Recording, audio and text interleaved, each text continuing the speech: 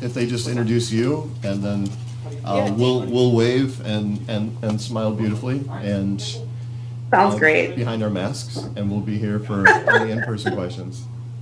Perfect. Sounds wonderful. Okay. They'll probably introduce her, but if they don't, we can. That's it. All right. Thanks, Sarah. Thank you. It's good to see you. Keep it. You're the first presenter. It's good to see you. I wish I was there in person. She's doing all the talking, though. Oh, okay. Well, then we'll hand it to whoever is the paper moderator. I just turned it off. Okay. I think. No, we're good. Are you? I'm the Zoom moderator. Oh, okay, cool. Hey, Shannon. Yep. You got a voicemail. Sorry for the wait. Yes. Dana. Are you still getting yours? Yeah, Dana just showed. It doesn't say it's for. Hi, Dana. Hi, Sarah. Hold on. Hi. Hi, Sarah. Can you hear me? I can. Hello. Good morning. Good morning, Good morning. everyone in the virtual world. Yay. Hi, other Sarah and Katie.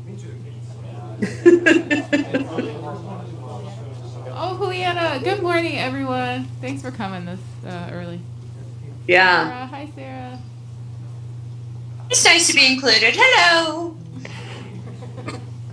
Always nice. Hello. Hello. You all are a little extra today. It's good. Hi, Julieta. Makes me feel better about myself. And my extras.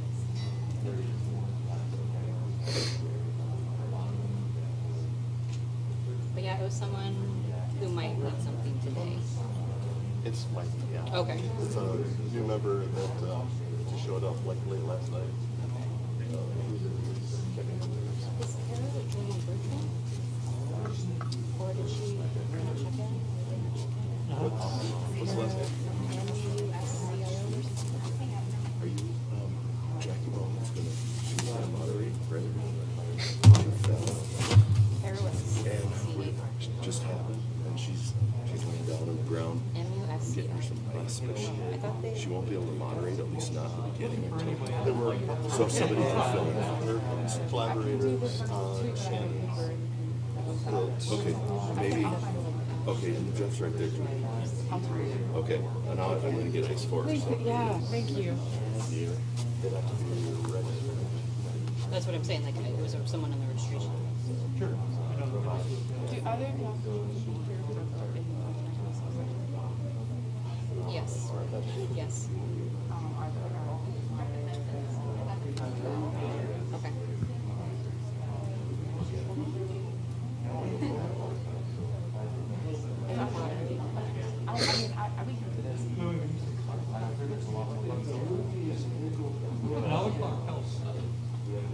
I'm happy to do whatever you need. Just tell me. I think it's virtual modern. Well, no. Someone's here for virtual. In person. Okay. You have an actual moderator, right? What was that conversation? Who's the actual moderator? Oh, I can be, yeah, I didn't know if it was. I'm.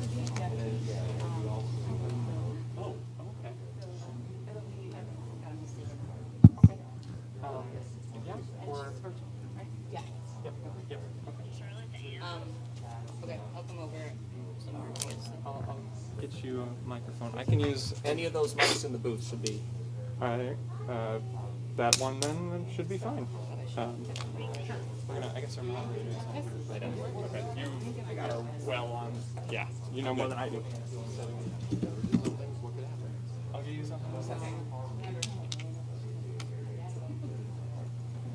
I don't.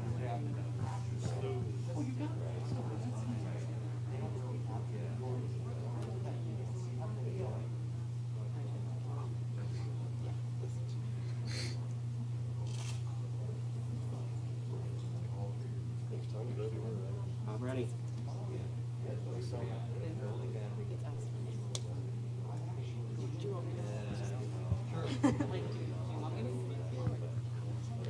Hello, good morning, everyone. Good morning. Hi. Welcome to the planetarium. Thank you so much for being here this morning. My name's Tiffany Stone Wolbrecht. I'll be here for the first show, or for the first paper at least. And then here's Jeff. Hi. And then there's our beautiful friend Sarah up there. She's going to be presenting today. Thank you, Sarah. All right. So, my sheet is my screen sharing okay? Yes, it sure is. Perfect. All right. Well, thank you all for coming today, especially this first session of the morning. It's a little bit difficult to get up, I know. But today I wanted to talk with you about Live from the Planetarium, the sequel. And I've got Tiffany and Jeff here with me. They're my feet on the ground and part of the project as well. But I'm going to do the talking and then they'll be able to field your questions since I am not there in person. Let's see if I can get this to work. There we go. So what's the big idea? The big idea is that about little less than 10 years ago, a group of people from GLPA decided to put together a video series of presentation methods and strategies from various planetarium presenters and share that as a way to help train and help us learn from each other. So the best way for us to do that is to really be able to see each other or hear each other present. And so the idea here is that the idea of the original project was to create a video that people could share with each other and with maybe people they're training in, their own employees, and help present different ways of presenting to help hone our presentation skills. And so people volunteered to record themselves and submit these recordings. And then there was over 19 hours of recordings collected, which was amazing, and compiled so that it could cover different topics. So the idea here is that we still learn best by learning from each other and observing each other present. And so why not do it again?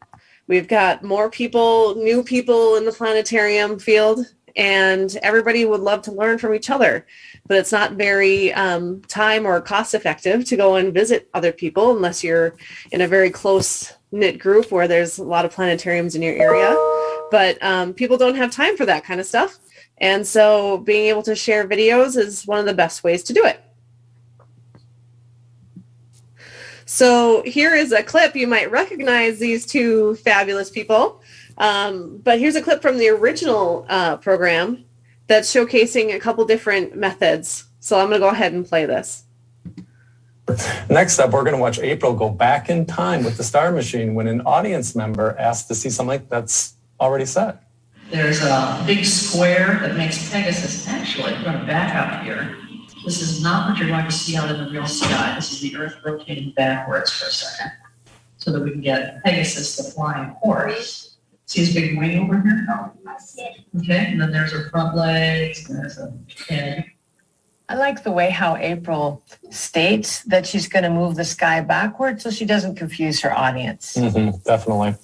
Next up, we're going to see Michael move the sky forward to get the moon in the right place. And notice how he doesn't get flustered and he's transparent about what he's doing. Now, it turns out if you were to go outside this evening, it looks like my star machine has maybe done something a little weird. It has put the moon in a position for last night. So this is, of course, this is just my excuse to show you how quickly the moon moves from one night to the next. Just keep your eyes on the moon. From one night to the next night, that's about how much it's going to move. I love the way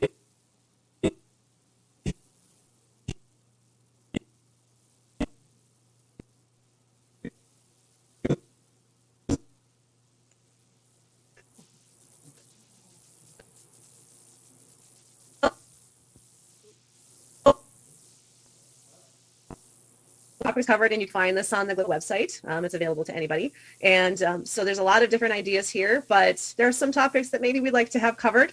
that aren't listed here, or things that we'd like to update or things like that. And so the idea is, let's do this. Let's get some people together and let's try doing it again. And so what does it take for us to do this again? We need you. We need people who are willing to record themselves, because without that, we've got nothing. So we need you. And the benefits certainly are being able to reflect on your own presentation skills. There's nothing better than listening to your own presentation and kind of reflecting on what you might want to do better, what we really enjoy doing, what do you do best.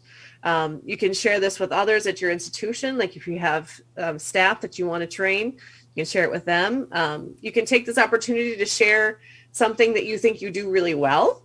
Maybe there's a part of a star show that you think just really resonates with the audience every time, and you want to share that with the rest of the community.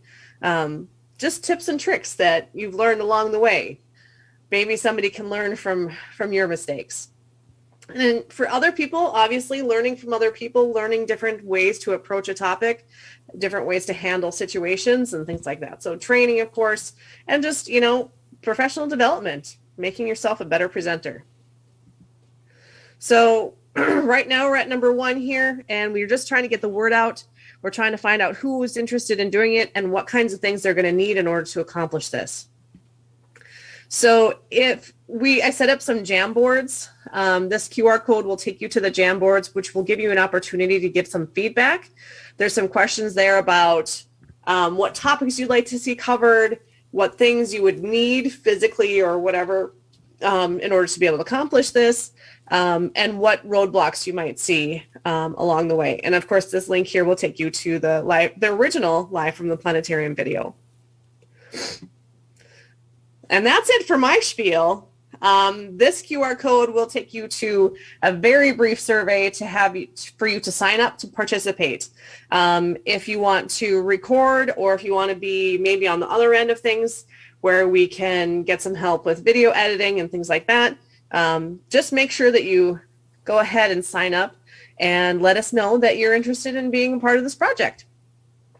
And that's all I have. So I'm going to leave it open to questions, and Tiffany and Jeff can take it over from here. All right, thanks so much, Sarah. I know that I use that video all the time, and many of my students have seen it. We have a question here, though. Hello, can you hear me? Okay. I might have missed it on your slides, but how do you feel about virtual presentations and seeing a recording of something like that, or using that for the project?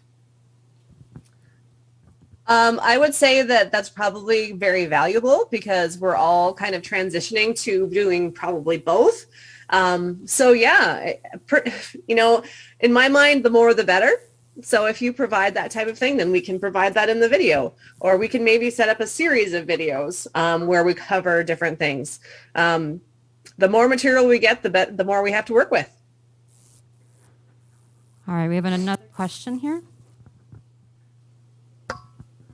So virtual is definitely easier because I don't know about some people, but I have a lot of recordings of things I've taken already, which is really helpful. But were there things that you saw the first time from the first iteration that you're looking at this time and saying, we absolutely need this, this, and this, and this? Like, are there things that you want to focus on this time that you didn't really see in the first iteration? I'm going to let Jeff field that one.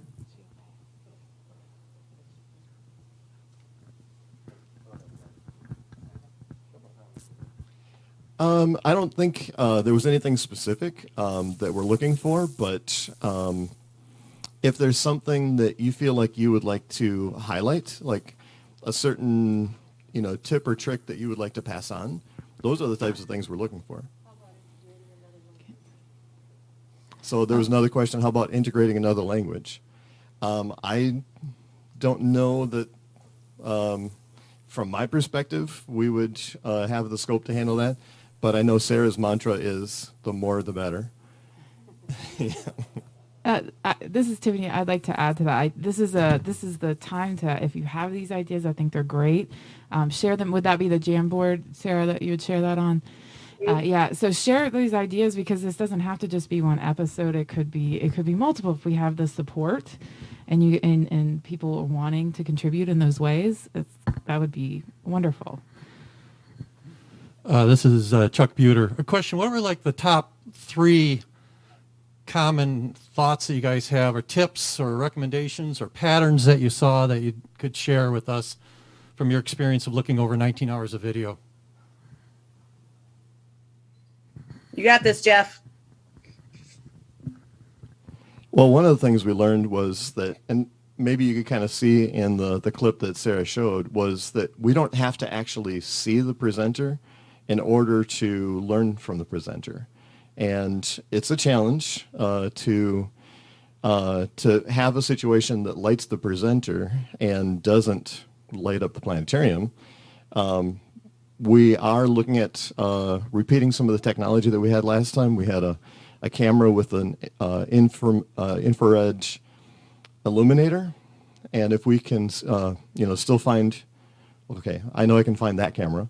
If we can find some with newer technology, we'll investigate that too. So that was, I think, step 2 in Sarah's wonderful roadmap slide.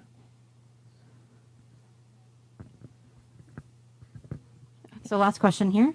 All right. So some of us are having a little trouble with the QR code, I think because of the curve of the dome.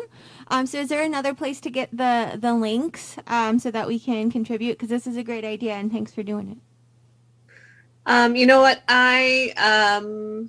Let's see. You know what? You can just email me and I can send them to you.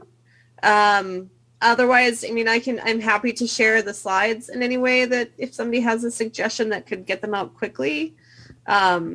But yeah, emailing me would be probably the easiest way. All right. Thank you so much, Sarah and Jeff and Tiffany. I think that's a great project. I love seeing it come back.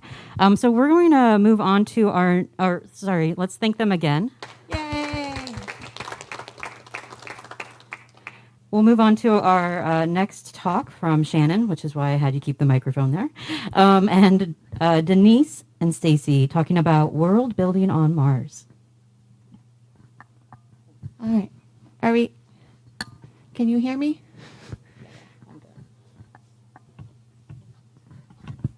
Okay. So Denise and Stacy, while we're waiting for these to get up, Denise Blair is the Director of Education at the Michigan State University Museum, and Stacy Fox is faculty in the School of Journalism, and they are my partners on this project. They are not here at the conference, but I have their emails if you want to ask them any questions. Denise and I wrote this curriculum, World Building on Mars. So this is a NASA-funded curriculum that we put together. Thank you.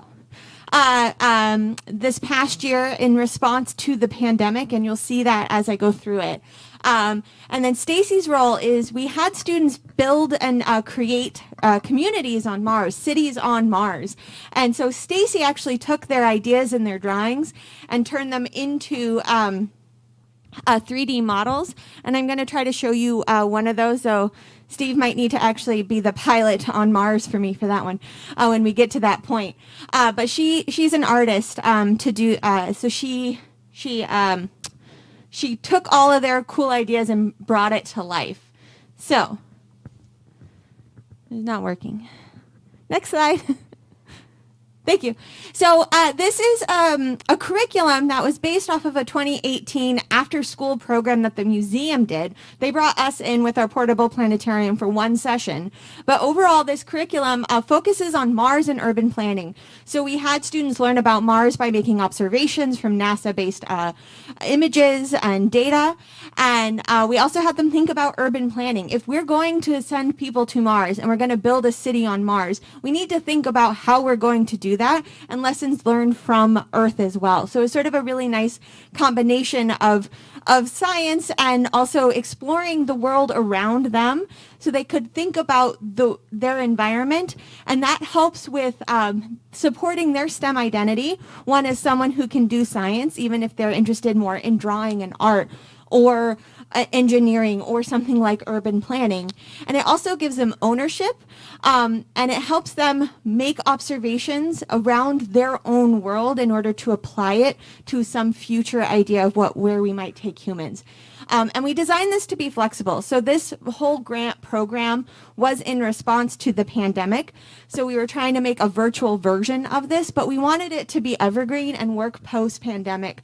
So we designed it to be flexible to work in the classroom. Is there a laser? Laser? No? Okay. Which one is it? Not working. That's okay. Designed it to work in the classroom, on Zoom, or hybrid. So, next slide.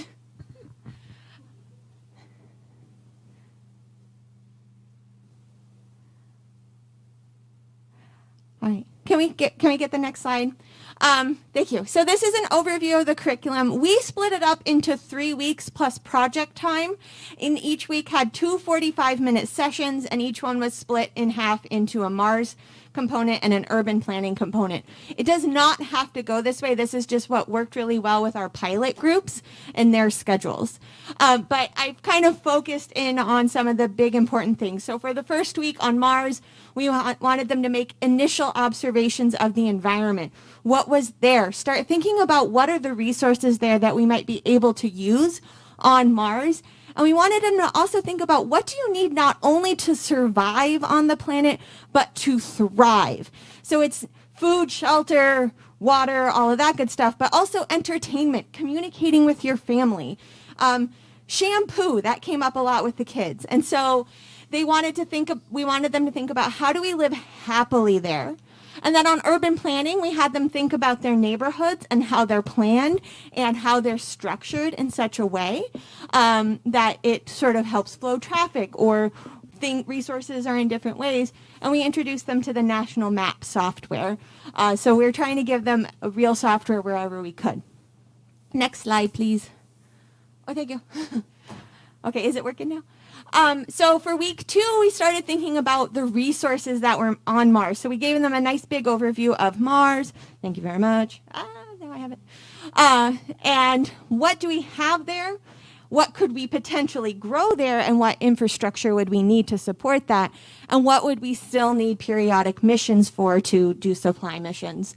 And then we had them explore, NASA had a contest for 3D printed habitats on Mars, so we had them watch some of those videos and evaluate those designs and think about what was a good thing, what was a not so great thing, and how would they actually change those designs. They also started learning about zoning, land use plans, and drawing from different perspectives so that they could think about how a building is actually structured on Mars from different angles and actually make a 3D model without having to actually make a 3D model. Week 3. I don't know what happened. There we go. No, there we go. Okay, so week 3 is when they started really thinking about where they are on Mars. So we gave them 5 different sites. You can see them listed here. There we go. And we chose them to be at varying latitudes. So we had equatorial up to near polar for the sites. And we chose them based off of as much information as we have on them to be as diverse as possible in terms of what they thought would be important. And they started to debate and vote on where they wanted to build them. So in the full paper, you can see where all the students chose. Opportunity was, I think, the most popular. But we had we had Phoenix and Perseverance show up quite a bit as well. And then they also started to think about ethics and ethical dilemmas and the ideas of power within a community and how does that translate to how you actually build out your city and what happens in their own community and how they would want to do that better. And then they started making their Martian land use plan. And then they had their project. So they had to lay out their city. For this, because Stacy was making the city, we could only do about 5 buildings per class because it's a lot of work to turn it into a 3D model. Another version could be all the kids make their own and they have to still lay out that city. And then they had to design it and write about their city, why they chose to do it that way, why they designed it that way.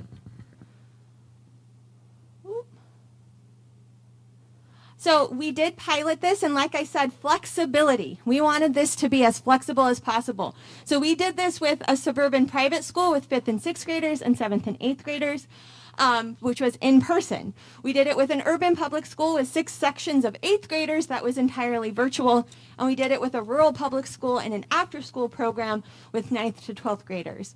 And it worked pretty well for all of them. So I'll show you that at the end, and you can see the number of students who were in those classes there. Can we go over to one of the virtual worlds? So every class got to make their own virtual world. I'm going to just show you one. All of them are listed in the paper, and you can go check them out. You can just pick, there it is, yeah. So this is made in Unity. And so everything I did on the Mars end anyway, I used Stellarium, Worldwide Telescope, the NASA Solar System site. A lot of this could be translated into a planetarium very easily. And something like this, I think for those who are very 3D model savvy, they could actually do this within their own cities. How am I doing on time? You're doing great. You have plenty of time. Sorry, I'm talking fast. But if we can maybe move forward toward one of these buildings. Just the arrow keys. So you can see on here we have these little brown signs outside. These are the actual drawings from the kids that Stacy took and turned into a 3D model. And if you kind of hover over it, you can see the explanation from the kids on there on their building. So this is the residential building. They designed it, I think, mostly off of the Marcia building, but a little more dome-shaped. They told us things like what color they wanted it to be, what texture, where they put the windows and why. I think if you saw the one with like the 3 little bloops, there we go. I call them bloops. Bloops is one of my favorite words. This is called the cup building. They designed it after styrofoam cups. And so this is also a residential building. So they're based off of cups. You can see that. The entrance is a long hallway. So you can put your suit and then crawl through to the next spot. So they explained it. So this is all the kids. This is their cities. They have complete ownership over this environment. This could also be done. One of the teachers we worked with, she's done this sort of thing before with her students and had them build it out of like actual cups and egg cartons and things like that. All right, can we go back to the slides? Thank you.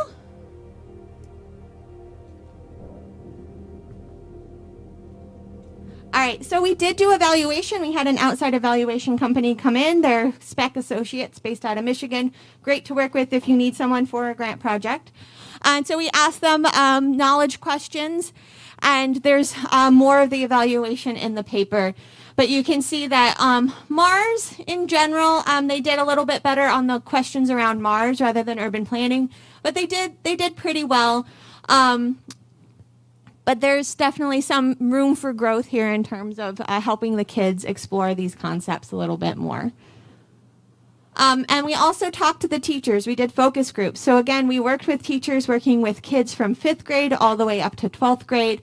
And the things that came out of that was that they really, this is just a summary. There's more quotes again in the paper. If you want to see the full report, I'm happy to share that with you as well. But they really liked that they were able to engage a really wide range of ages with this curriculum. It covered a lot of different topics and achievement levels. We had teachers talking about how some of their students who are never engaged in science class were really excited to participate in this and were engaged. And also student interest. So they liked that we were able to get the kids who really liked art involved in science when they never saw themselves as a science kid before. And so that was really one of the things that we were going for with this is flexibility and giving kids ownership over ideas that are centered on science and also observations of their own world around them. So, I have that. So these are our all of our partners throughout this who worked on this project, so I just want to acknowledge them. You can see we have video production here. So this is going to be freely available. The final versions of the curriculum are with our graphic designer right now to get a really nice, beautiful, accessible PDF that will be hosted on the Abrams website, the Abrams Planetarium website. We'll also have videos.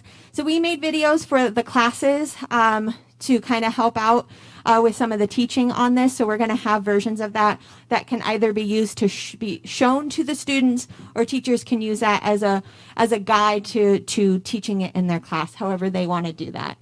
And these are our pilot teachers, so big thanks to them. They did a lot of the heavy lifting in the classes with this, and taught it, and gave us a lot of great feedback. So I just want to acknowledge that. So this should be on our website hopefully in the next month or two. We are just finishing up all the last minute aspects of that. So there we go. Any questions? Thank you so much, Shannon, and also to Denise and Stacy for contributing on that. Any questions? Dana's got the mic, so she'll bring it to you. Hey, Shannon, how long, great job, by the way. This looks fantastic. Thank you. How much time did you actually spend coding those habitats in Unity for each group? I did not do that. That was all Stacy. Oh, okay. So you don't really, do you have an estimate? Stacy took up, I think, let me think. I think it was about a month and a half. Wow. Roughly, but she was doing a lot. Like you saw the full list there. So I think we got her the first one. We kind of staggered the start of the classes so that she would have a little more time. And you might have noticed the high schoolers, we don't have any data on their post survey because they didn't get to do it because we got them their habitat on literally the last day of school. So it took us, I think, a few months from the start of the curriculum to the end. It was about 3 months total, but it was a lot going on. We had a couple questions in the chat also. Okay. Sarah Weaver wants to know what background information or skills are ideal for kids to have before using this curriculum. I don't know if there's anything in particular. We try to give them everything that they need within the curriculum itself. So one of the lessons in this is to actually learn how to draw orthographically. I don't know if that's the right way of saying it, but like from different perspectives. So you draw from the side, from the front, and from the top, so they can get that perspective. So that's built into the curriculum. We give them information about Mars, and we give them scaffolds in order to ask them questions about why is this important? Why are you choosing this site? What observations are you making? And we try to build it off of what they already know. And that comes in with the ownership piece. We want them to feel ownership over everything that they're designing. So. Cool. And April Witt is asking, how long was each session, and were the students there for several hours? So each session was 45 minutes, and that was based off of the class period in the schools themselves. So it was designed for 45-minute lessons, and then there were 6 of those that were split into 2. But so there's 6 lessons plus the project. Each one's designed to be about 45 minutes, but again, everything is pretty flexible. The high schoolers, for instance, were largely asynchronous. We've also done an abridged version of this with a summer camp, for instance, so you can kind of take a piece of it, like just the designing piece, and kind of move from there too. All right, thank you so much. Let's thank them again. And next up, we have Diana Yoder, blending STEM education and the Dome virtually. And just so everyone knows, we started about 3 minutes late, so we're just a little bit behind. Everyone's going to get the same amount of time, though. I'm making sure of that.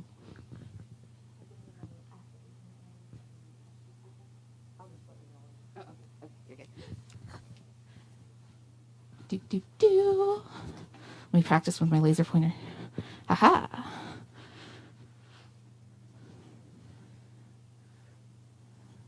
I like the ambiance of the planetarium presentation. Makes me feel a little more anonymous up here, even though I can still see all your faces. I know everyone's going to be leaning back and relaxing and looking up at the slides. Oh no. We don't want to be protected. Aha! Blending STEM education and the Dome virtually. So I am Diana Yoder. This is my museum, Boonshoft Museum of Discovery. We're essentially a children's museum. We've got artifacts and exhibits for all ages, but we focus on hands-on learning through play. We also have a small zoo, and of course, we have a planetarium. This is our entrance to the Hall of the Universe. with all of our astronomy exhibits. And we are a 170-seat Digistar 5 planetarium, and this is normally what our guests would see when they come visit us. But for this presentation, the only part we need is the console, 2 monitors, and the Digistar 5 host. But that's jumping ahead a little bit.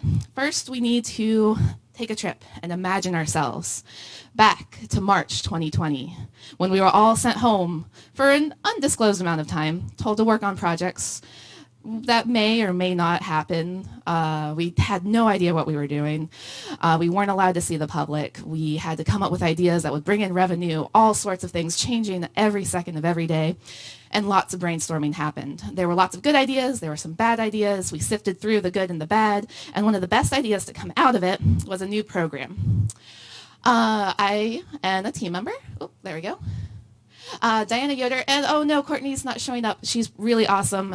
She's a team member over at the Boonshaft. We got together and started brainstorming ideas. My background is physics and astronomy. I worked in the planetarium mainly, but I'm also trained in giving education talks of all topics to kids both in the museum and out on outreach. Courtney, you would be seeing her in our lab shooting a giant fireball of flaming bubbles, if she was there, but she is not. She's awesome, I promise. She is our STEM coordinator, also trained in teaching all topics to kids of all ages. She also is our connection to the regional scout groups. So we got together and came up with a program, virtual merit badges for these scout groups. So we had some goals for our program, and then what we came out with. We wanted it to be fun, of course. Who doesn't want to be fun? We wanted it to be educational. That's very on point with our mission. And our higher-ups wanted some sort of revenue coming in. We had lots of free videos going out. We needed some way to make some money during the pandemic. So the resulting program had to be virtual because of COVID. We really needed it to be hands-on to get the kids as engaged as possible. We kept the science theme, and we had a small ticket price. It was just $5 per registrant for this program. So a little bit more background. Scout badges, if you're not familiar for some reason with the various scout groups in your area, there's all sorts of scout groups. There's Girl Scouts, there's Boy Scouts, there's Cub Scouts, there's Adventure Scouts. We focused on Girl Scouts and Cub Scouts. And these scouts are kids broken up into different ranks depending on their grade level. On the left, we've got the Girl Scouts. They go from kindergarten through 12th grade with daisies, brownies, juniors, cadets, seniors, and ambassadors, about 2 grade levels per rank. And then we've got the Cub Scouts. They only range from 1st to 5th grade. They are the Tigers, Wolves, Bears, Webelos, and Arrows of Light. They are a branch of Boy Scouts of America. They're a lot more flexible. We have worked with the Boy Scouts before, but they can be a little strict in their guidelines. They're a little bit more difficult to earn badges with. So we focused on the Cub Scouts for this on-the-fly program we were working on. Now, each of these ranks have their own badges they can earn through all topics imaginable, whether it's household chores, life skills, or science. Each grade level has their own badges, and generally, like with the Girl Scouts, you can want to learn about artistry. There's a badge for that in every rank level. So we focused on astronomy. So we wanted to get our planetarium involved. Come on. There we go. So with these programs, let's see. Come on, you can do it. Our battery's low in my little clicker. There we go. Astronomy themed badges. There's a space science badge for every rank. So we were able to go through the list and get every age group of Girl Scouts involved with an astronomy themed badge. And the Webelos Adventures in Science, we gave an astronomy twist. So the way badges work, the kids are forced to learn certain things. There's certain requirements to earn a badge, but these requirements are very loose. They're really open to the educator and how they interpret the requirements. So we were able to focus heavily on astronomy, and we also were able to kind of combine our personal experience with the hands-on portion. So the programs themselves needed a materials list. We said hands-on, but it's virtual. How do we do hands-on and virtual? We make the kids provide their own materials. When they register for our program, we would give them a confirmation letter and a materials list. Their adult was in charge of providing these materials, but we tried to make them as accessible as possible, things we just have laying around the house. And if you didn't have it, we tried to give you options. For example, if you didn't have toothpicks, you could use Q-tips with the cotton removed. If you didn't have Play-Doh, we gave you a recipe to make your own. So we wanted to keep this as easy as possible. So the presentations themselves, the part you've all been waiting for, they were on Zoom. They were 2 pieces. There was Courtney. There's her lovely face up there. She was presenting in a classroom in our museum with Zoom cameras, and I was in the planetarium at my console with Zoom on the host computer, and I was simply sharing our dome view. This was April 2020. We rushed into it very fast. We didn't have fancy ways. We didn't know the open source or all the different ways we could use Zoom. We were using it very basically at first, and it was just a screen share of the console. And I know as planetarians, it's nothing compared to walking into a planetarium and seeing the sky spread out above you for the first time. But for these kids who were trapped at home for weeks on end without seeing their friends, it was a really great experience, and we kept seeing evidence at that. They really enjoyed these programs because the planetarium is so powerful. We can see so much. Having that shot into their homes was a really great experience. Most of the badges involved lessons on planets and constellations and moon phases, all extraordinarily simple to do with visual aids from the planetarium. So we would alternate. I would give a short lecture about the planets, or we would go talk about moon phases. And it was really great the way we lined these up. We could talk about moon phases for 3 minutes in the planetarium, have a visual aid of how the Earth, the moon, and the sun all line up, light reflects and bounces and all the fun things. And then we would make them do a hands-on activity. We would switch our camera over to Courtney, who is set up and ready to go in our classroom, and guide them through a Play-Doh activity where they actually made the moon phases themselves. So we could go back and forth several times throughout the 45-minute program and really help drive home the ideas we were trying to teach them. For the planets, we would go through all the planets, what they were like, and then do a scale distance model with them. So they were able to really connect these concepts together. Some of the activities were more difficult than others. This was one of the most difficult ones we did. It's just a color spinner, but you have to guide a room full of kids through cutting cardboard, coloring things, and some kids are very perfectionist about when they color. They had to cut, they had to thread yarn, they had to do all sorts of things, and at the end, you just spin this wheel really fast and watch the colors blend together, and you'd have a nice quick lecture about how light blends and how we see things and reflection and all that fun stuff. You're at about 8 minutes. Awesome, thank you. So we would do this activity with the kids, but we would have to go very slow. It took a lot of practice. We would have to repeat ourselves often. Now, the way we were communicating with the kids, this was open for anyone to register. So we had to have the cameras turned off and the mics muted. We would have up to 95 kids logged into one of these programs. So the chat was really the only way we could efficiently communicate with the kids. So this was a big learning curve. We were not talking to an empty room, no matter how strongly it felt like it. We had to try to keep ourselves engaged and excited about what we were teaching the entire time, with only the dead chat to help us make our way through. While I was presenting, Courtney would monitor the chat and ask me questions as we go. So there was some interaction there, and there was a lot of interaction at the end of the program when we really opened it up to the chat. But this is just some examples. We got tons of positive feedback at the ends of programs. We would get pictures emailed to us of the kids participating in these activities. Kids would turn on their cameras at the end to show them what they had built. They would unmute themselves to chorus thank yous at the end of the program. We got tons of feedback, so we did more. We branched out our themes. We did robotics and engineering, easy topics to break into. So we kept on going, and the way we shared these events was through Facebook. This was really great. It was a lot of legwork, but we were able to share these events on Facebook. Every Scout group has their own regional group, and you can contact their administrators and join that Facebook group and share your events with them. That's a great way to get the word out there and to get participants, and we got participants across the entire country and even the world. We had kids on the West Coast, the East Coast, Puerto Rico, Europe. They were all logging in and all joining us in our Eastern time zone presentation. They would roll out of bed and tell us how sleepy they were. It was pretty great. But they were coming in on their Saturday morning just to join us for these programs, and it made us feel great. Then we had to break for some in-person summer camps. That's a whole different story. That was crazy. Summer 2020, an experience. But we came back with more. We did animals, we did archaeology, we added more programs for the fall of 2020 and spring 2021, but registration started dying off. We blame Zoom fatigue, just too much online work for too long.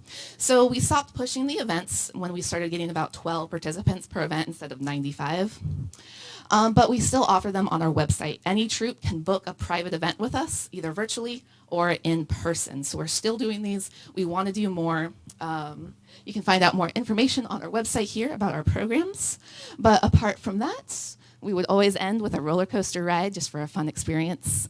And I don't know if I have any time for questions, but you can always haunt me and find me later to ask me more. We have time for questions. So. Awesome. I know that was a longer presentation. All right. Thank you, Diana. Thank you. Any questions?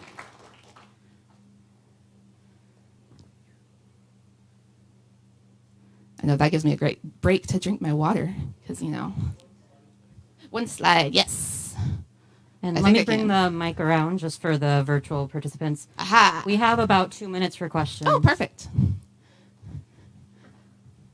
So this also shows you a little bit about our pricing. It was only $5 per registrant when we were doing it virtually. We tried to make it super accessible for everyone to join us. As a private event, it is more expensive. And we still are getting some requests for that. So they are still coming in. Yeah. So let's see. That was the before it. Yep. Come on back. There we go. So there were a ton of robotics badges. 2 is a separate badge than robotics 3, and they're there for all the ages. They're really easy to break into. We were able to do it well from at home and then following along, and they were able to kind of virtually program a robot with us. We had a robot in the classroom, and they told us what to tell it to do. So we had a mind storm. They were like, how many forward left should we go? How many forward right and backwards? And they were programming it through us, which was kind of fun. All right. Thanks again, Diana. Yeah, thank you. And next up, we have Jean Crichton talking about extraterrestrial life through a black lens.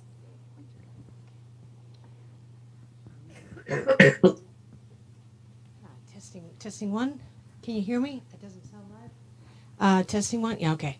I'm Jean Creighton. I direct the planetarium at the University of Wisconsin-Milwaukee. How many people saw Trice's talk yesterday? Okay, many of you. For those of you who didn't, he gave a presentation called The Culture of Collaboration, and as part of how to make our environments more welcoming, more diverse, more inclusive. And many of you probably are in a situation where you can help your institutions move things in the right direction. And certainly we can all help our leadership move the needle. But I got a little frustrated waiting for the big change at some high level, and I started doing some of this work a little earlier. I'll get started here. Let's see. The person on the left is Destiny Brady. She is a student at UWM. She's now finished. She's an architecture student, and okay, here we are. So, okay, try that once. Okay, so I want to talk a little bit about how we can make generational change. And I'd like to start small, so that's what I did. In fall of 2019, I was approached to teach a course for MKE scholars. And that was a class, a cohort for students who are first generation. And the idea was that they come from, these are bright students, but come from backgrounds where they're not supported and from schools that are usually with teachers who don't have a lot of experience and they don't have a foundation, especially in science. So I proposed that I teach a course called Searching for Life in the Cosmos, something I would need to develop that I didn't have. But that I thought that that was an appealing enough and big enough topic that would be of interest to a variety of people. I understood that as a white woman who grew up in Greece, clearly I couldn't teach this course without some guidance and some help. And as part of that, I did quite a bit of training in a variety of ways, but I also wanted a person who could guide me, who was either preferably Black or Indigenous or a person of color, what people now call BIPOC. This came up yesterday in the conversation. How can you find a collaborator? In my experience, this is not easy. You can put out a call and people don't respond. And my advice today, as it was yesterday, is ask again gently. And if you show that you mean it, if you show that you follow up and that you really want this, then people start paying attention to you. And ultimately, what you need is a person who can be your liaison. If you build some street cred, then people start saying, oh, okay, she actually really follows through. She really does programs with lots of different cultural groups. And then now when I send emails, people respond right away. But it took years to get to that place. Finding a common language was an interesting question. I'm going to ask in the group, do you know the term Afrofuturism? Just raise your hand if you do. Okay. How about Copernican revolution? Copernicus. Do you know the name Copernicus? This is not, I'm asking seriously. If you do know, please raise your hand. Okay, good. How about Neil deGrasse Tyson? Do you know Neil deGrasse Tyson? No, obviously not personally, but you know of him. Okay. And how about Public Enemy? Okay, so you did a little better than I did. I didn't know who Public Enemy was, but it was interesting to me that Destiny did not know Neil deGrasse Tyson. She had no idea who Copernicus was. And I didn't know I had never heard of Afrofuturism, nor did I know who Public Enemy was. So it was good to actually ask questions and be not afraid to say, you know what, I don't know what that is. Tell me a little more. Show me more. In order for us to both kind of speak each other's language, if you will, Destiny watched the movie Contact, which she hadn't seen, and she read an article in the National Geographic, Are We Alone?, which gave her some of the tools, some of the terms, and I became more familiar with some of the music, like Outcast CT, Digital Planets, Is It Good to Be Here? I'm sorry, It Is Good to Be Here. Brother from Another Planet was a movie that I hadn't heard of, and I thought it certainly opened my eyes to a lot of things. The article that I thought was particularly relevant to both of us was called Black to the Future, Interviews with Samuel L. Delaney, Greg Tate, and Tricia Rose. These are Black writers who write science fiction. And they had a lot of, and in the article there's some quotes, some very poignant quotes about how the genre of science fiction from a Black writer's perspective allowed to talk about a Black person in a superpower kind of situation, and also to talk about otherness in a different context, to give you some insights about what it's like to be othered. It seemed to me obvious that we needed to address some of religious aspects. I worried that my students who would take this course might be hesitant, that they might think this topic isn't really kosher with what they were taught at home or in their churches. So I did ask, I happened to have a collaboration with people in the seminary, and I said, tell me about writings of Black theologians on this topic, and they drew a blank face. They said, we don't know any. I did try, but I couldn't find specific texts. The best I could do was a text called Would You Baptize an Extraterrestrial, which was written by astronomers in the Vatican, and the short answer is yes, if she asks. But the text in and of itself, it's an excellent description of various issues that come up among religious thinkers. In a completely anecdotal discussion, Destiny's grandmother, who thought that God made the whole world, was perfectly confident that should there be aliens, and she did think there were, God made those too and loves them. Okay, so here's the profound insight that I got. In week 10, I got a text from Destiny saying, Dr. Creighton, I'm sorry, but I won't be able to come to our meeting. We had Zoom meetings at 7:30 on Monday night. My brother got shot. And I'm looking at my phone and I'm thinking, this is not calculating. What? And I read it again. And first of all, I was amazed that this person at this moment is thinking of our appointment. But also over time, it occurred to me that I don't know anybody else who has spent an evening or any period of time in a hospital because a first-degree relative has been shot. Have you? This is not uncommon. Sadly, it is not uncommon among Black people.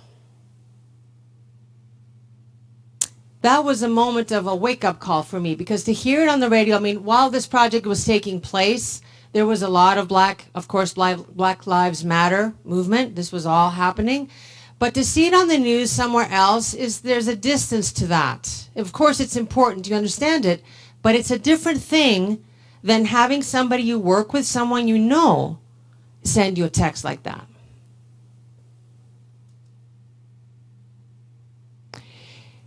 I think it's important for us to get to know more people like this. So these impacts are more direct. A person said to me in one, this is a little off topic, but I'm just going to say it because I thought it was excellent advice. Look at Black faces. Find yourself in situations where you look at Black people. They become the norm, that you're not, that you just, that's just, yeah, these are people I see. And then, of course, you'll get to know more. But I'm just saying, in the meantime, look for Black people and other Indigenous people of color. Okay, how many minutes do I have? 3?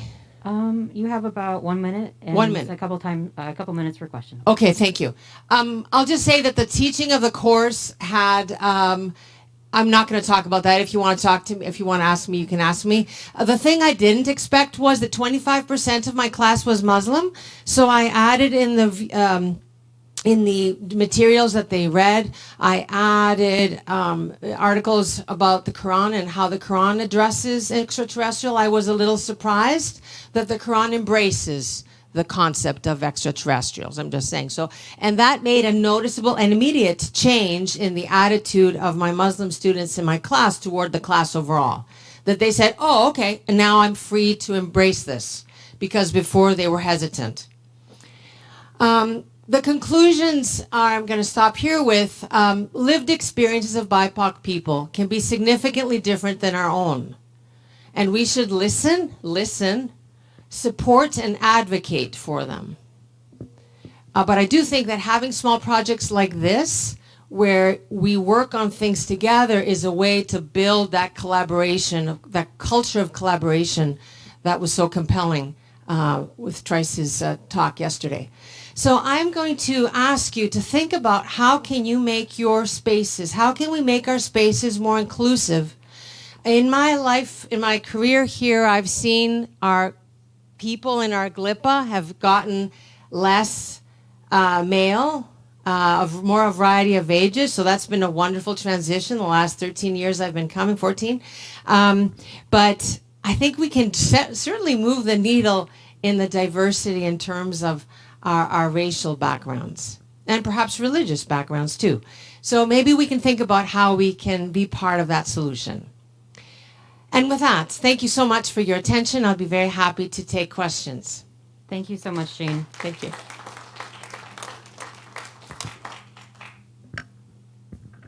You mentioned wanting to move the needle forward. Do you have any advice for people who want to get programs like these started, or like how to initiate these sort of like conversations to like open the door for more people, like diverse backgrounds? Thank you. Thank you, Sarah. So there are 2 things I'll say. The first thing is ask. So I know that that's what Trice said yesterday, but that is the truth. Just for a white person to say, I want more diversity in the planetarium, that this is something I want, gets people listening. Oh, okay. So they might be able to connect you with somebody. And then the other thing is be patient. This takes time, and you need to show that you're serious, that you really do want this, and that you're willing to put the time and money sometimes to make it happen. Yes, thank you for your question. There was another question here as well. Oh, yep. We just have sure. we have a couple from the chat here. Jim Schweitzer says, really nice talk, Jean. In my experience, a partnership with a community group or organization was essential. Have you thought of working with a specific community group that does educational programs in Milwaukee? To be honest, I'm working on a grant proposal with 2 indigenous nations in the region.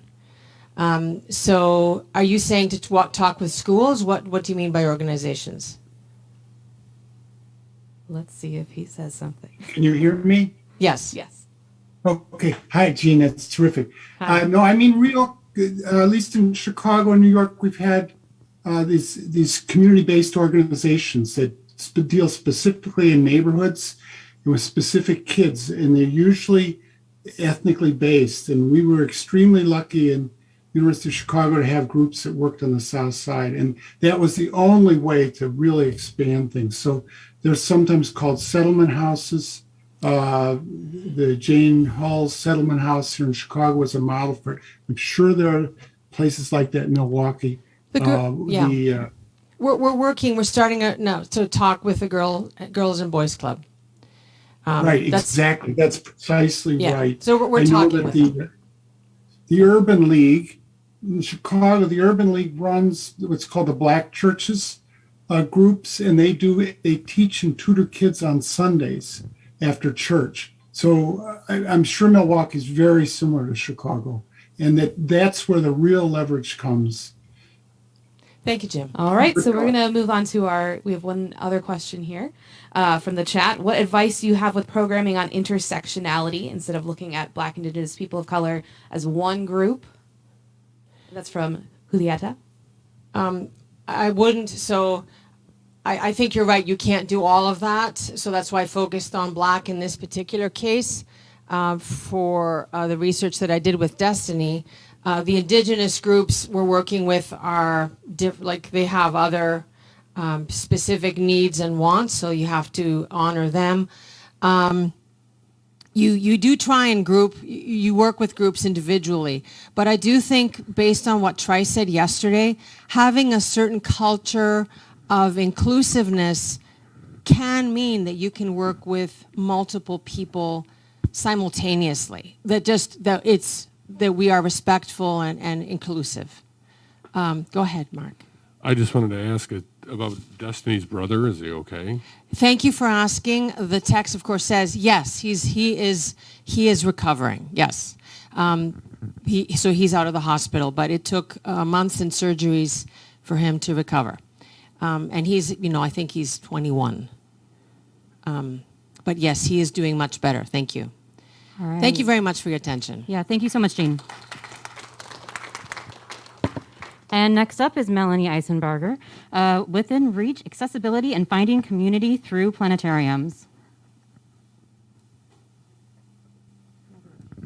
I have a wireless mouse I'm figuring out, so give me just a minute here.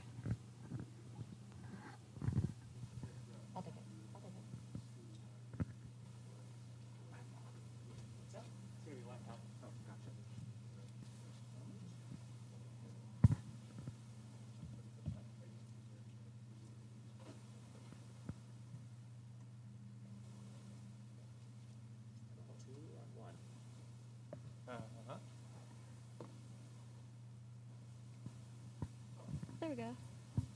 I'm probably going to use the back of this chair here to be my little mouse pad, but we'll make it work. Use the front of the pit. Oh, awesome. Except this is giving us a little bit of an issue. Give me one moment. I'm going to switch it to something else.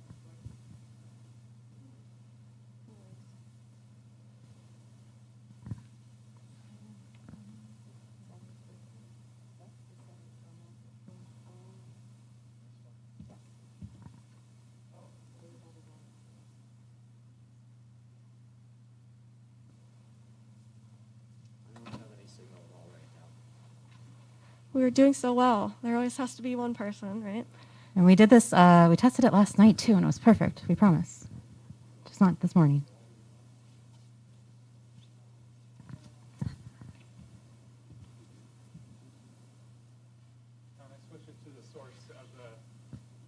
Oh, no, don't do that. Okay. Yeah, you gotta warn me. All right, awesome. Thank you. Looks great. Thank you for that introduction, Dana. For those of you that I haven't met yet, my name's Melanie Eisenbarger. I'm coming from the Brown Planetarium at Ball State University. And I think this talk will go along with some of the things that Jean mentioned really well. Let's go ahead and get right into it.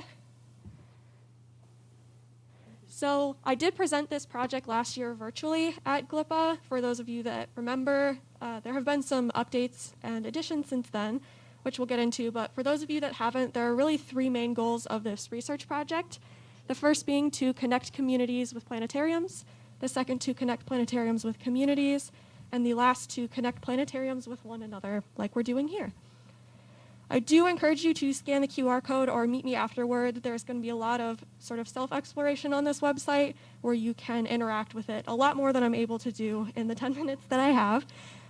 So yeah, feel free to meet with me after if you need this code. But I like to mention the overall theme sort of that to inspire others, we ourselves must be inspired. And I think that's something really important to take away from all of you here. I really appreciate all of the amazing information and words of wisdom that I've been given throughout the week. You have all inspired me so much at my first in-person GLPA conference. So I used a lot of data visualization and storytelling techniques to create a story map website to present the data in the best way.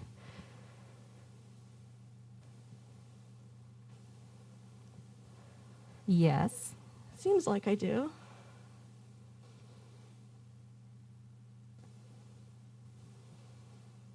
You might have to do the F11, see if it'll switch over. Extra time to scan the code if you need it.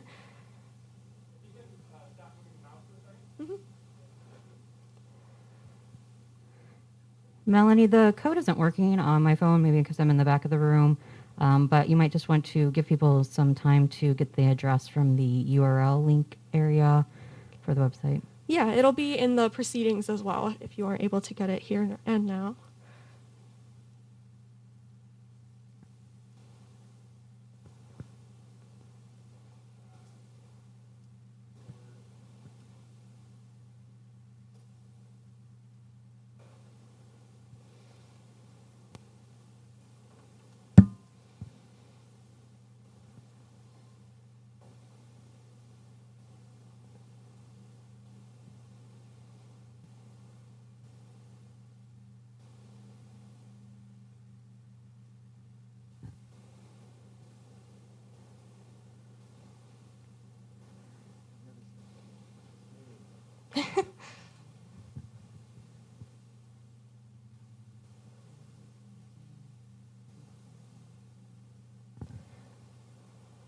I might just start talking anyway while they do that, so I don't miss out on any more time. But one of the best ways for me to get inspired, there we go, besides meeting all of you, was to take a look at the history of planetariums. So it's a really great way to stay inspired by looking at where we've been and how far we've come in the last 100 years or so. So we're going to get into sort of a little bit of our story map here and introduce some of the things that we can do here. See if I can make it full screen. Cool. So we're going to start off again looking at a brief history. I'm going to sort of skim over this. Again, this is all information that you're able to explore on your own time here. But it's a really good way to get inspired and see the advances in technology we've had, as well as techniques in improving accessibility, which is a big effort currently. So we have pictures and lots of information, which brings us to our first map here. So the sort of star of the show of the story map here are the interactive maps. So we can expand them, we can zoom in and out, sort of explore these, and click on any data point. And these data points will bring you to more information, some pictures. This map here is the first 5 planetariums in the United States, so of course, number 1 being Adler. And this is just a great little introductory map to see some of the ones in the future project that are a little bit more involved. So a great video by IPS there. which will bring us to our first goal here of connecting communities with their planetariums. So this map is a little bit easier to navigate, easy to use for community members that might be looking to explore their local planetariums. Or maybe they're new to an area, visiting an area, and they'd like to see what planetariums are near them. So every single orange dot here represents a planetarium in the United States. We can click on any of them here to get the name, the location, as well as some basic contact information, which is a great way to connect those communities and help them find their planetariums. This one here is the same exact data mapped by dome size. So we typically see the larger the dome, the more people we're able to accommodate. So this map here could be great for school groups or community groups that are looking to bring a larger group, and maybe that would just help them in their search to find a space that could accommodate their group. Which brings us on to our second goal here, the real star of the show, which is connecting planetariums with their communities, right? Because this is something that we are always working to do, especially in this community. I've seen a lot of talks about it this week, which again is mapping out every single planetarium in the United States. But each of these purple areas represents the area in those communities that lie within a 30-minute drive of each of these planetariums.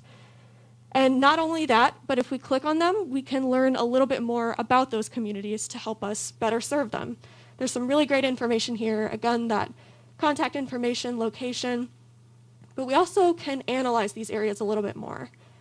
So for example, we can look at the total households in that area. So how many people do we have the potential to reach within just a 30-minute drive?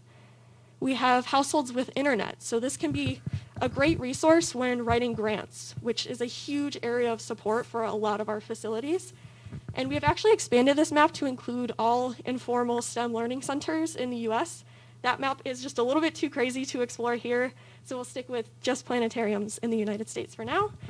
But I am just beginning to get a peek into the world of grant writing, and it can be extremely intimidating of a task to take on. So if I'm able to provide a resource to have some quantitative data for you to use, I would be very, very happy if this was able to help with that. So for example, our first one here, households with internet, that could be extremely helpful, especially nowadays. Is it working? What did I do? For those who are looking to expand their virtual programming, which is a big thing right now, or for those writing grants or funding proposals. Okay.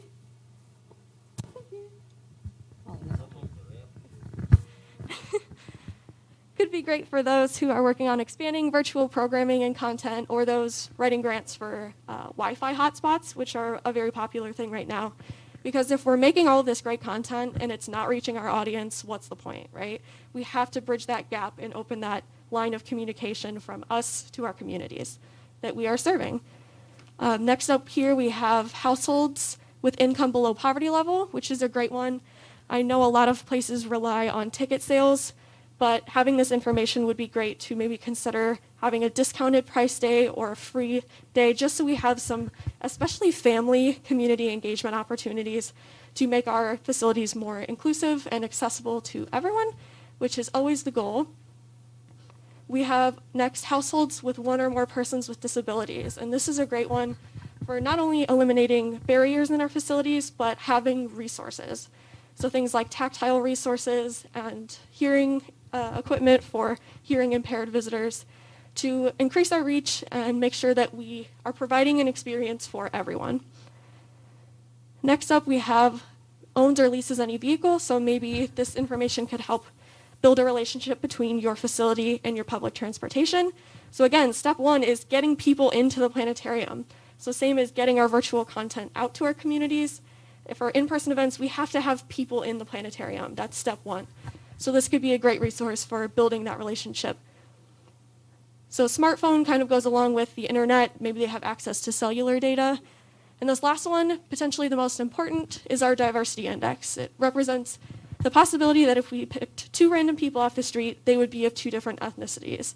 And this one really comes into play, especially since STEM learning institutions or just STEM field as a whole has not been the most inclusive in the past. And that's something we are definitely working to fix, like Jean mentioned.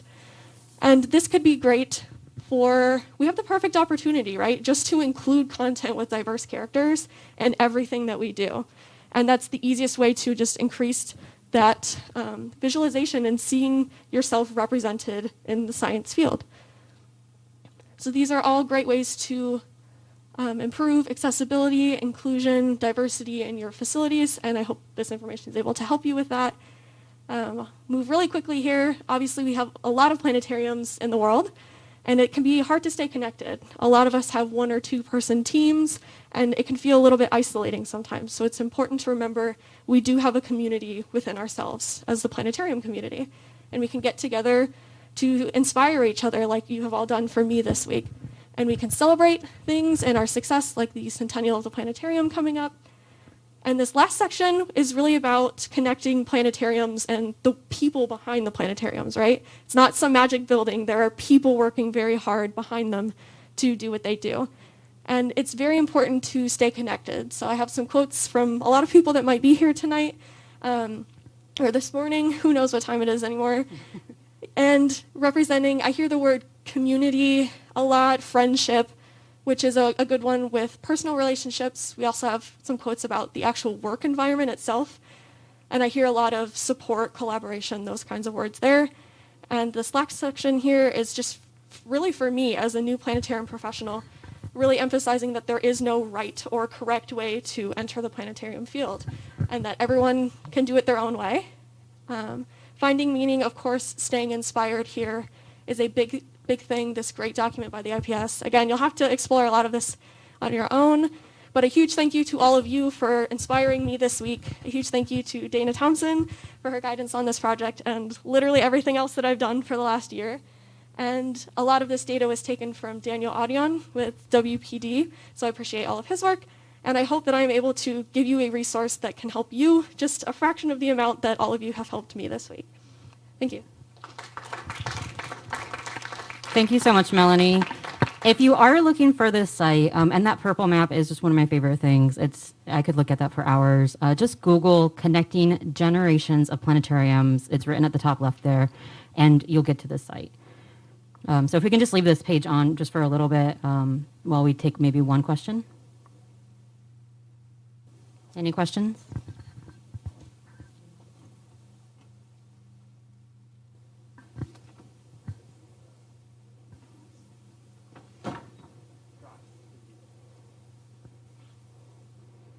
I usually have a question, but I was so involved with this project that I'm like, I already know everything. So let's see.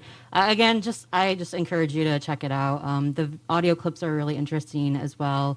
And that one-page document about the value of education in the planetarium is at the IPS poster if you want to grab a copy of it.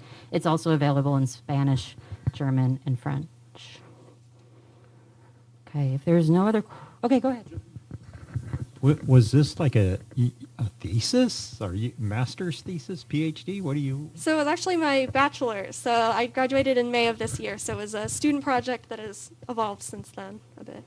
We have a class at Ball State for planetariums, actually. So it was a one student class that I was the instructor for, and this was part of that class. Yeah.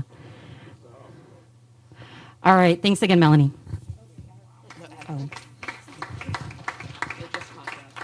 Sorry, just because we don't have the time later in the conference to get to some of the questions in the chat from the virtual participants, I do want to ask this to Melanie here.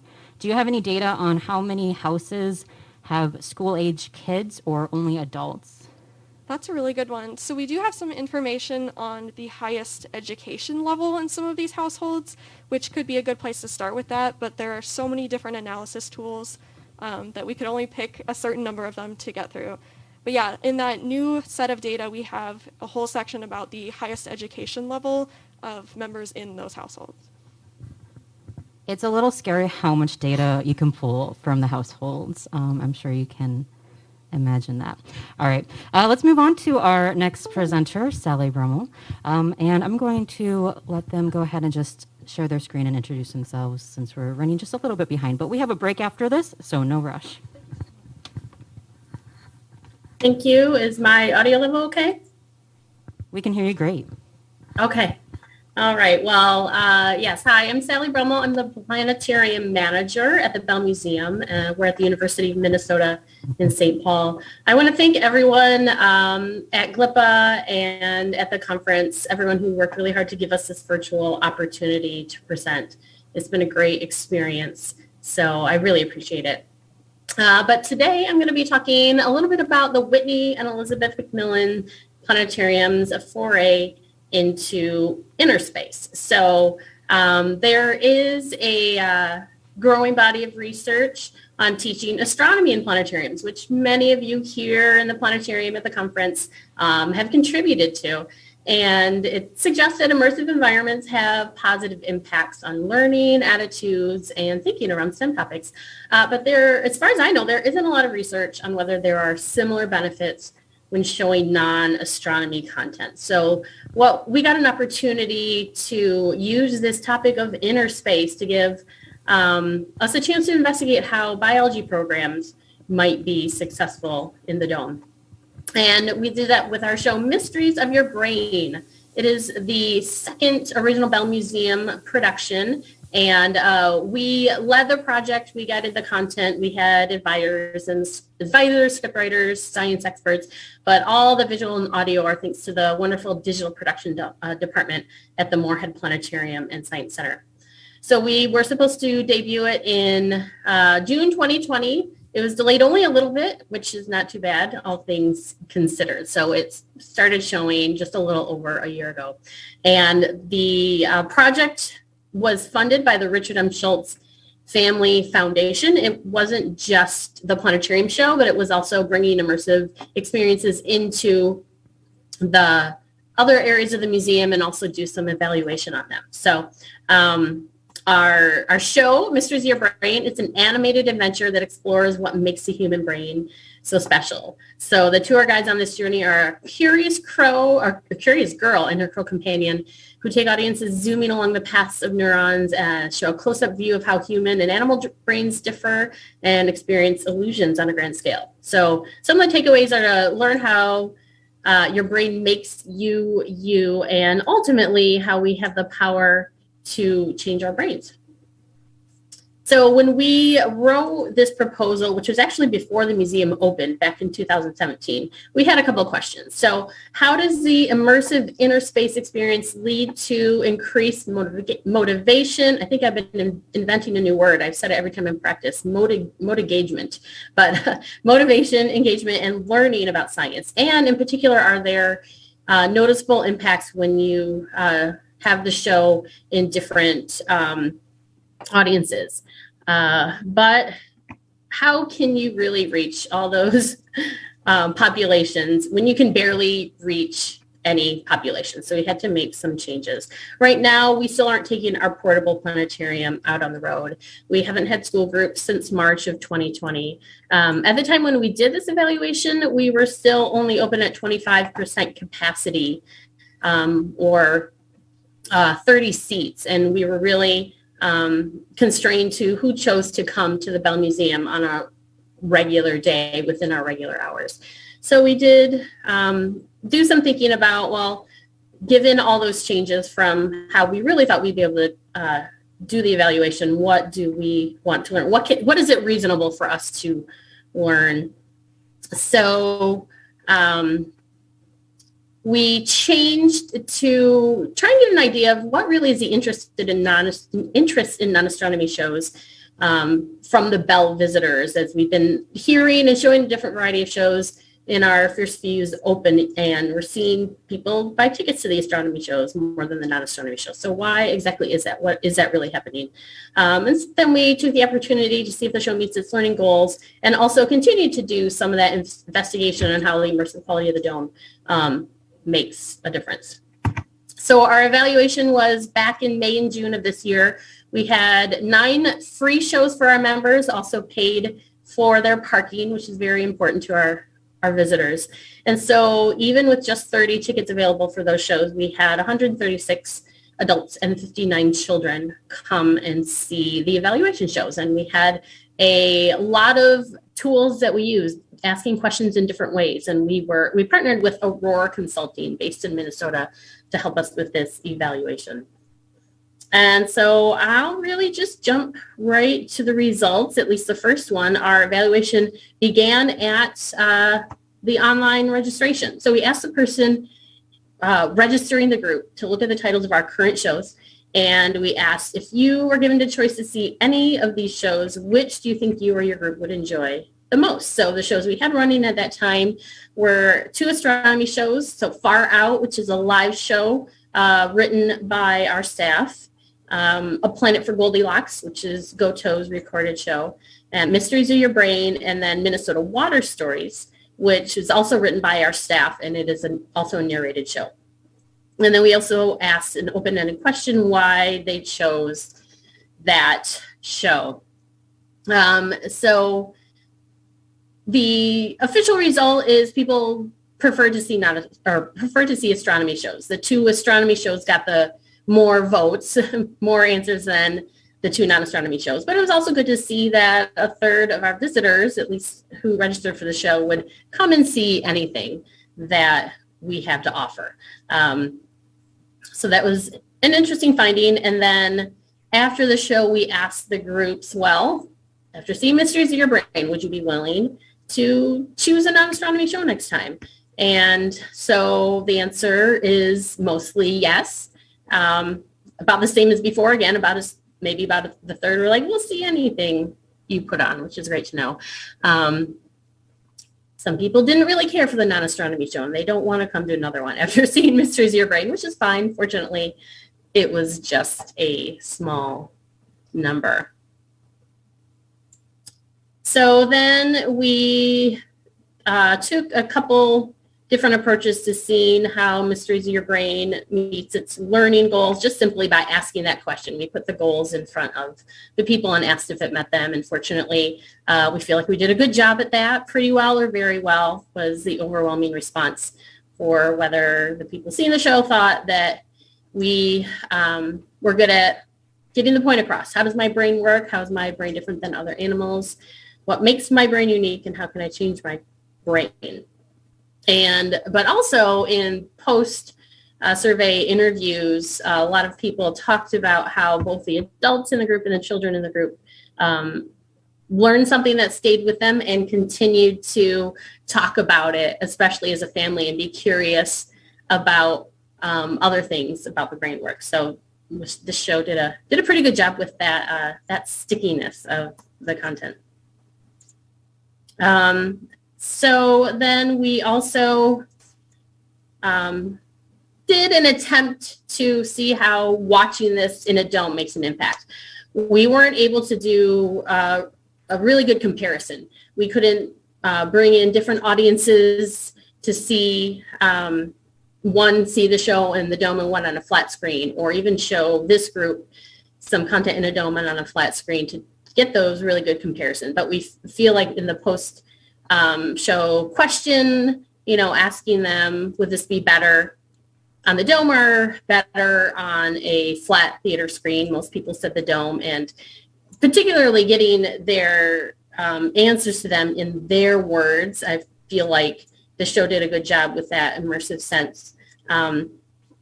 One quote is, I'm coming in to learn something in the planetarium, and I'm doing it in a different way than I watch TV. I'm actually going to be a part of this in the big picture. So we really were able to give them that sense that they were zooming through the neurons and traveling through the animal brains and touring all this content with our main characters. And so we also were able to get some unanticipated good results. So a number of people replied that they really appreciated the leading lady of our show was a young Black girl. So it was very meaningful to us to know that choice that the production team made really had an impact on our audiences. So when you're doing an evaluation, it's great to get results that validate what you want to learn, and then even learn something that you maybe weren't expecting. But it's also very helpful to get some constructive criticism on things maybe you didn't do well, and then help you do a better job the next time.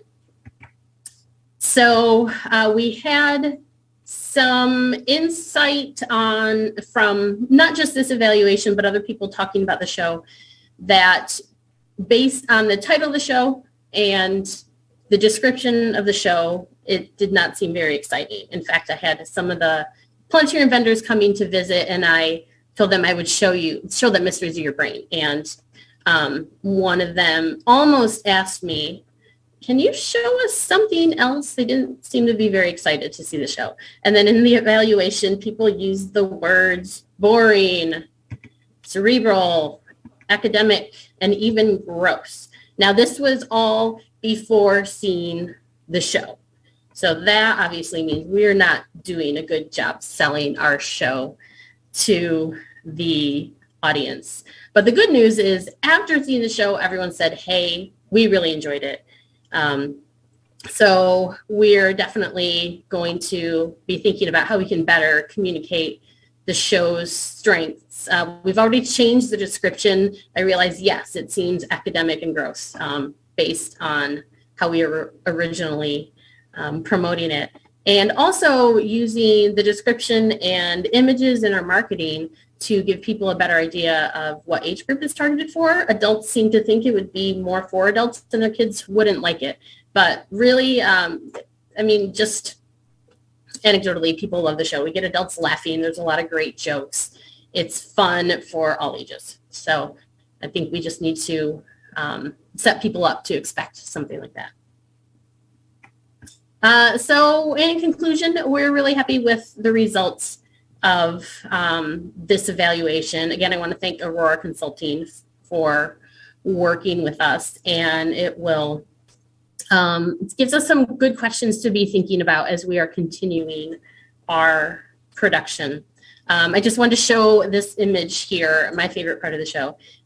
We are talking about the differences in various animal brains, and rotifers are about the size of a mustard seed, but this scene, the rotifers coming around, and it just chomps out at you from the screen, and I scream every single time I see it. It is that amazing. So the good news is we plan to distribute this show. So hopefully you will be able to get scared by that rotifer or maybe the jumping spider we have on your own screen.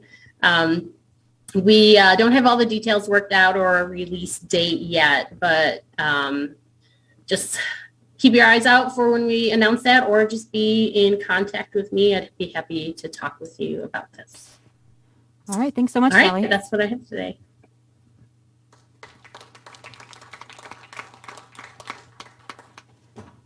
Any questions? Yeah, I'm curious if you worked with like neuroscientists and or psychologists to develop the show and what your experiences were there.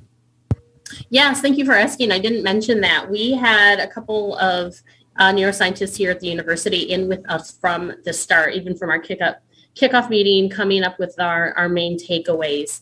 And they worked with us throughout the whole process in advising the script and all the visuals to make sure that, no one here at the Bell is an expert on the brain at all. So we brought the experts in to make sure we were doing it right. Any other questions? Anything in the chat? Nothing in the chat. All right, here we go. Thank you, Sally. This was great. And I like exploring the idea of non-astronomy stuff in the dome. Have you, do you have any sense from any of the evaluation of like other topics people seem to be maybe interested in that you think might be like a good next step for another show in the future that's non-astronomy? No, we didn't ask that. In this evaluation, we're starting to do that just with our show production in general, and realizing that when we decide on a show, who's the most important people to decide on it, and that's the people who are coming. So we're putting just some potential topics out to our audiences over the holiday breaks, and just, like everyone's been doing today, put a QR code up on the dome, have them take a survey. What show do you want to see?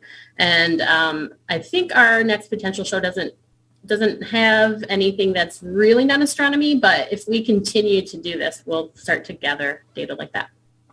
Thanks for that question.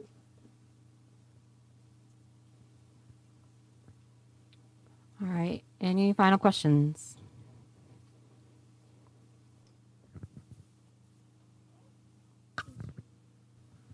Have you done any research into looking into like if shows like this that are non-astronomy, if that's more likely to bring in new people who normally wouldn't go to a planetarium? No, we haven't, but that is a good question to consider. As groups and schools and portable domes start going out again, we hope to move back into some of those original questions we had addressed. So I can, definitely think about asking that question too. All right. Thanks again, Sally.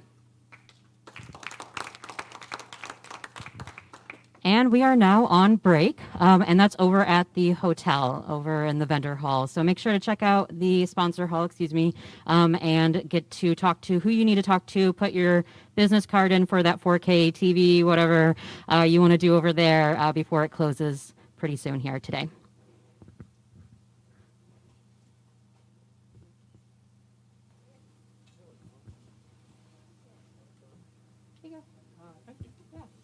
Thank you for I like moderating. your job. I don't think, did you get a review here? Is she okay? I know Tiffany did, but yeah. Okay, Yeah, so I hope she's okay. I think she's okay. Our public safety officer, from what I hear, our public safety officer was with her, and, checking on her, and then some of the museum staff were also helping to make sure she's okay. And I did get a message from her